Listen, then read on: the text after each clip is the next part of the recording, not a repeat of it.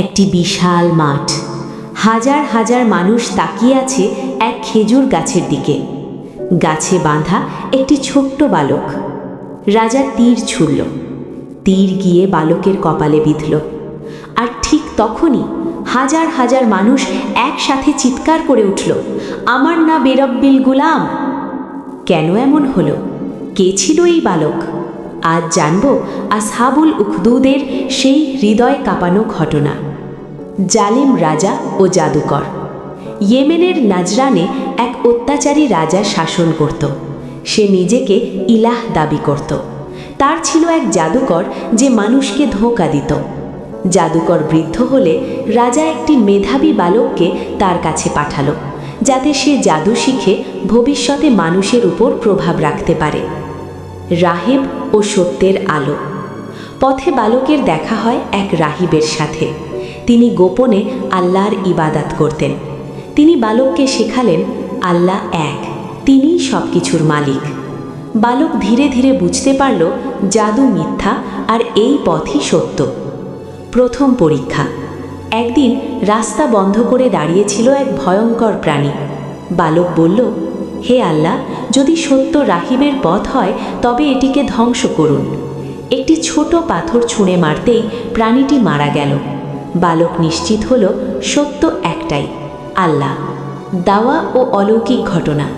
আল্লাহ বালককে বিশেষ ক্ষমতা দিলেন। তার দুয়ার মাধ্যমে মানুষ সুস্থ হতে লাগলো। কিন্তু সে বলতো, আমি নয়, আল্লাহই শিফা দেন। এভাবে অনেক মানুষ ঈমান আনতে শুরু করলো। রাজার অত্যাচার। এক অন্ধ ব্যক্তি সুস্থ হয়ে ঈমান আনলে রাজা ক্রুদ্ধ হয়ে তাকে নির্যাতন করে। তার কাছ থেকে জানতে পারে এই সবের পেছনে আছে সেই বালক। রাহিব ও সেই ব্যক্তিকে নির্মমভাবে হত্যা করা হয়, কিন্তু তারা ঈমান ছাড়েনি। বালকের চূড়ান্ত ত্যাগ। রাজা বহু চেষ্টা করেও বালককে মারতে পারল না। তখন বালক নিজেই বলল, সব মানুষকে জড়ো করো, আমাকে গাছে বেঁধে বলো বিসমিল্লাহি বিরব্বিল গুলাম, তবেই আমি মারা যাব। রাজা তাই করল, আর বালক শহীদ হল। ঈমানের বিস্ফোরণ। বালকের মৃত্যুর সাথে সাথে হাজার হাজার মানুষ চিৎকার করে উঠল, আমার না বিরব্বিল গুলাম। একটি জীবন হাজারো মানুষের ঈমানের কারণ হয়ে গেল। উখদুদের আগুন। রাজা বিশাল গর্ত খুঁড়ে আগুন জ্বালালো। ঘোষণা দিল, ঈমান ছাড়ো, নইলে আগুনে ঝাঁপ দাও।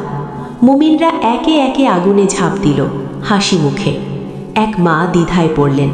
তখন তার শিশুই বলে উঠল, হে মা, ধৈর্য ধরুন, আপনি সত্যের উপর আছেন। মা শিশুকে নিয়ে আগুনে ঝাঁপ দিলেন। শেষ কথা, হাজার হাজার মানুষ শহীদ হল, কিন্তু ঈমান রয়ে গেল অটুট। রাজা ভেবেছিল সে জিতেছে, কিন্তু প্রকৃত বিজয় ছিল মুমিনদের। সত্যের জন্য ত্যাগই সবচেয়ে বড় বিজয়।